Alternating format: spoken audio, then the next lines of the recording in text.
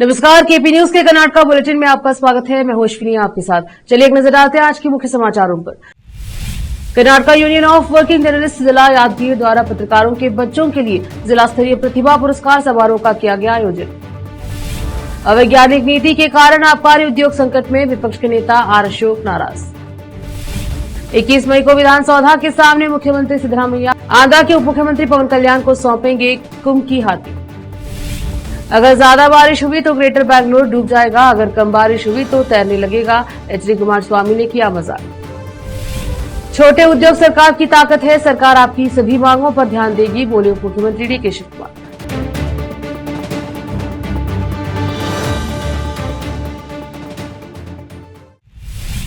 अब समाचार विस्तार से। राज्य में पत्रकारों के लिए मान्यता प्राप्त संगठन Karnataka union of working journalist जिला यादगीर द्वारा जिला यादगीर पत्रिका भवन में पत्रकारों के बच्चों के लिए जिला स्तरीय प्रतिभा पुरस्कार समारोह का आयोजन किया गया, जिसकी अध्यक्षता एसोसिएशन के जिला अध्यक्ष मल्लप्पा संकीन ने की।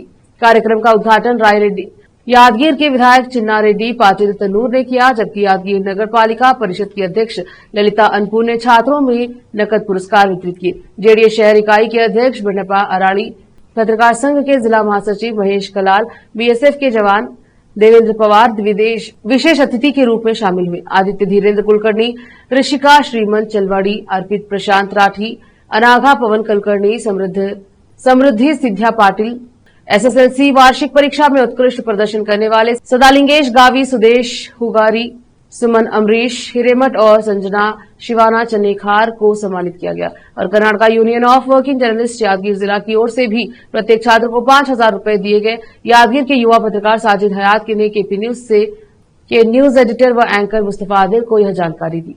देश प्रदेश और स्थानीय समाचारों के लिए केपी न्यूज 24/7 को लाइक शेयर सब्सक्राइब जरूर करें। कर्नाटका विधानसभा में विपक्ष के नेता आर अशोक ने आरोप लगाया कि राज्य सरकार खतरनाक नीतियों के जरिए आबकारी राजस्व के स्रोत को नुकसान पहुंचाने की योजना बना रही है। उन्होंने राज्य सरकार की आलोचना की, जो अवैज्ञानिक आर्थिक नीतियों के कारण दिवालियापन की स्थिति में पहुंच चुका है तथा संसाधनों को इकट्ठा करने के लिए जो रास्ता अपना रही है वह उद्योग के लिए हानिकारक है। इस पर एक बयान जारी करते हुए उन्होंने कहा कि दरें और लाइसेंस फीस बढ़ाने के लिए एक मानदंड होगा, लेकिन उन्होंने चेतावनी दी कि एक ही वर्ष में शराब की बिक्री और लाइसेंस फीस में अचानक वृद्धि से उद्योग पर प्रतिकूल प्रभाव पड़ेगा। कुंभ की हाथियों को 21 मई को पड़ोसी राज्य आंध्र प्रदेश को सौंपा जा रहा है। वन मंत्री ईश्वर खंड्रे ने कहा कि इससे न केवल पड़ोसी राज्य के साथ मैत्री पूर्ण संबंध बढ़ेगा, बल्कि कर्नाटका सीमा और आंध्र प्रदेश पर हाथी मानव संघर्ष का समाधान भी होगा। एक बयान में उन्होंने कहा कि मुख्यमंत्री सिद्धरामैया और उप मुख्यमंत्री डीके शिवकुमार विधानसौधा के सामने आयोजित एक समारोह में इन पालतू हाथियों को आंध्र प्रदेश के उप मुख्यमंत्री और वन मंत्री पवन कल्याण को सौंपेंगे। पारिस्थितिकी एवं वन मंत्री ईश्वर खंड्रे ने बताया कि इन हाथियों को पिछले अगस्त में बेंगलुरु में आयोजित मानव हाथी संघर्ष पर अंतर्राष्ट्रीय सम्मेलन के दौरान कर्नाटक, आंध्र प्रदेश, तेलंगाना और केरल राज्यों के बीच हस्ताक्षरित सर्वोत्तम प्रथाओं के आदान प्रदान समझौते के हिस्से के रूप में आंध्र प्रदेश को सौंपा जा रहा है। मुख्यमंत्री सिद्धरामैया ने शनिवार को वाणिज्यिक कर विभाग के अधिकारियों को निर्देश दिया कि कर्नाटका जीएसटी संग्रह में देश में दूसरे स्थान पर और आने वाले दिनों में शीर्ष स्थान पर पहुंचने का प्रयास करना चाहिए। बेंगलुरु में कर्नाटका वाणिज्यिक कर सेवा अधिकारी संघ द्वारा आयोजित स्वर्ण जयंती समारोह में बोलते हुए मुख्यमंत्री ने कहा कि कर्नाटका वाणिज्यिक कर सेवा संघ ने 50 वर्ष की उपलब्धि हासिल की है और इसके लिए कड़ी मेहनत करने वाले संघ के सभी पदाधिकारियों को बधाई देते हैं। आप सभी के सहयोग से ही मैं लंबे समय तक वित्त विभाग की जिम्मेदारी संभाल पाया। मैंने वित्त मंत्री, उप मुख्यमंत्री और मुख्यमंत्री के रूप में वित्त विभाग को संभाला है। अब जब सरकार ने सफल प्रशासन के 2 वर्ष पूरे कर लिए तो 20 मई को विजयनगर जिले के होसपेट में एक सम्मेलन आयोजित किया गया। केंद्रीय मंत्री एचडी कुमारस्वामी ने ग्रेटर बैंगलोर की आलोचना करते हुए कहा कि यदि अधिक बारिश होती है तो यह डूब जाता है और यदि कम बारिश होती है तो यह तैरने लगता है। उन्होंने सोशल मीडिया पर पोस्ट किया, सड़कों पर झीलें और नाले हैं, गड्ढे खोदने के लिए फूटी कौड़ी नहीं, अकेले सुरंग के लिए हजारों करोड़ के टेंडर, पेट के लिए खाना नहीं, गुच्छे के लिए चमेली के फूल, कर सप्ताह में एक बार लिखे जाते हैं, कीमतें बढ़ाई जाती हैं, क्या लोग बेजान चट्टान हैं अपनी इच्छा से कुचले और निकले जाने के लिए। उन्होंने पोस्ट किया कि देश चट्टान के बारे में नहीं है, देश लोगों के बारे में है। अब वक्त छोटे से ब्रेक का, जल्द लौटेंगे ब्रेक के बाद।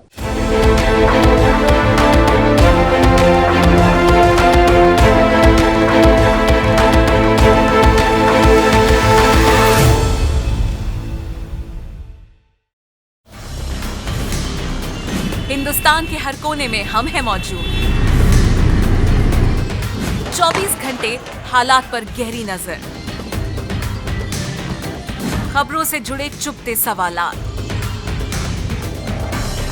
और आपको दिखाता है धार्मिक, सामाजिक, राजनीतिक, लोकल और इंटरनेशनल न्यूज की सबसे बेहतर कवरेज, जो आपको रखती है हर पल बाखबर। देश और दुनिया भर की खबर के लिए देखते रहें KP news 24/7। Noor education trust Bidar की ओर से चलाए जाने वाला Noor MEd and BEd college Bidar, recognised by NCTE Delhi and affiliated to Bidar University, Bidar. Admission are open for the academic year 2023-24. विशेषज्ञ और सक्षम शिक्षकों द्वारा शिक्षा प्राप्त करने के लिए नूर एमएड एंड बीएड कॉलेज में दाखिला लें और शांत वातावरण में शिक्षा प्राप्त करें। बीदर शहर में बेहतर शिक्षा का एकमात्र केंद्र Noor MEd and BEd college, Shahpur gate, Bidar. Phone numbers 9945283920, 8482221297। Break के बाद स्वागत है आपका, देखते हैं समाचार। कर्नाटका के उप मुख्यमंत्री डीके शिव कुमार ने कहा कि लघु एवं मध्यम उद्योग हजारों लोगों को रोजगार देते हैं और उनकी आजीविका का आधार है। वे सरकारों को भी ताकत देते हैं। शनिवार को बेंगलुरु में आयोजित लघु उद्योग संघ परिसंघ के ASSIA के डायमंड सेलिब्रेशन में बोलते हुए डीसीएम डीके शिव कुमार ने कहा, इस संगठन ने 75 साल पूरे कर लिए हैं। सरकार के लिए आपकी सेवा असाधारण है। सरकारें इससे ज्यादा नौकरियां पैदा नहीं कर सकती। नोबेल पुरस्कार विजेता मोहम्मद यूनुस ने कहा था, अगर आप किसी व्यक्ति को एक बार के खाने में मछली देते हैं तो उससे उसका पेट कुछ समय के लिए भर सकता है, लेकिन अगर आप उसी व्यक्ति को मछली पकड़ने के लिए भेजते हैं तो उसका पेट जीवन भर सकता है। इसी तरह हमारे छोटे छोटे उद्योग दर्जनों लोगों को रोजगार दे रहे हैं और उनके पूरे जीवन का पेट भर रहा है। इस तरह से वे सरकार के लिए एक ताकत बन गए हैं।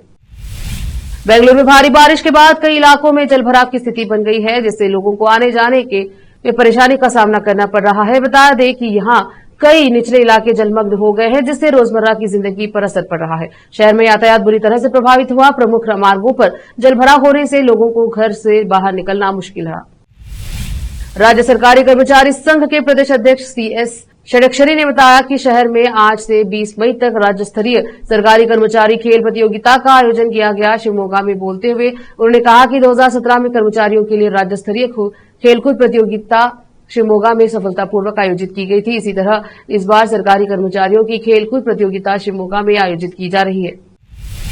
श्री गणपति सच्चिदानंद स्वामी जी ने मैसूर के अवधूत दत्तपीठ में भगवद गीता का पाठ किया और हमारे देश के सैनिकों की कुशलता के लिए प्रार्थना की। आश्रम के नाड़ा मंडप में अंतर्राष्ट्रीय गीता फाउंडेशन द्वारा आयोजित भगवद गीता परीक्षा में सर्वोच्च स्थान प्राप्त करने वाले विद्यार्थियों के लिए पदक एवं प्रमाण पत्र वितरित कार्यक्रम आयोजित किया गया। यहाँ श्री जी ने पदक एवं प्रमाण पत्र वितरित करने से पहले गीता का पाठ किया। उन्होंने भगवान कृष्ण से प्रार्थना की कि वे हमारे पूरे देश के लोगों की रक्षा और बलिदान करने वाले सैनिकों को आशीर्वाद दे तथा हाल के आतंकवादी हमले में अपनी जान गंवाने वालों को सौभाग्य प्रदान करें। इस अवसर पर उन्होंने कहा कि यह खुशी की बात है कि अंतर्राष्ट्रीय गीता फाउंडेशन दत्तपीठ में इस कार्यक्रम का आयोजन कर रहा है। यह अच्छी बात है कि वयस्क और बच्चे सभी इस परीक्षा में उत्तीर्ण हो रहे हैं। कर्नाटका की सियासत में इन दिनों मंत्रिमंडल के विस्तार को लेकर गर्माहट तेज है। आजकल इसी बात की तेज है कि कर्नाटका में किसी भी दिन मंत्रिमंडल के विस्तार की घोषणा हो सकती है। ऐसे में कांग्रेस विधायकों की नजर मंत्रिमंडल पर है। इसी बीच कांग्रेस विधायक KM शिवलिंगे गौड़ा ने मंत्रिमंडल को लेकर खुलकर अपनी मांग रखी। जहां शनिवार उन्होंने कहा कि उन्हें मंत्री पद पर वादा कर जेडीएस से कांग्रेस में लाया गया था और अब उन्हें भरोसा है कि आगामी कैबिनेट विस्तार में उन्हें मंत्री बनाया जाएगा। अरसीकेरे से 4 बार विधायक रह चुके गौड़ा ने कहा कि कैबिनेट विस्तार अभी होना बाकी है, लेकिन जब भी होगा मुझे मंत्री बनाया जाएगा। उन्होंने कहा कि मुख्यमंत्री सिद्धरामैया सार्वजनिक रूप से कई बार कहा है कि सरकार के 2.5 साल पूरे होने के बाद मुझे मंत्री पद देंगे। उन्होंने आगे कहा, मैं हासन जिले से कांग्रेस का इकलौता विधायक हूं। पार्टी को मजबूत करने के लिए मुझे मंत्री बनाया जाना चाहिए। यही राजनीतिक रणनीति है। आखिर में फिर एक बार देखते हैं मुख्य समाचार। Karnataka union of working journalist जिला यादगीर द्वारा पत्रकारों के बच्चों के लिए जिला स्तरीय प्रतिभा पुरस्कार समारोह का किया गया आयोजन। अवैज्ञानिक नीति के कारण आबकारी उद्योग संकट में, विपक्ष के नेता आर अशोक नाराज। 21 मई को विधानसौधा के सामने मुख्यमंत्री सिद्धरामैया आंध्र के उप मुख्यमंत्री पवन कल्याण को सौंपेंगे कुंभ की हाथी। अगर ज्यादा बारिश हुई तो ग्रेटर बैंगलोर डूब जाएगा, अगर कम बारिश हुई तो तैरने लगेगा, एचडी कुमारस्वामी ने किया मजाक। छोटे उद्योग सरकार की ताकत है, सरकार आपकी सभी मांगों पर ध्यान देगी, बोले उप मुख्यमंत्री डीके शिव कुमार।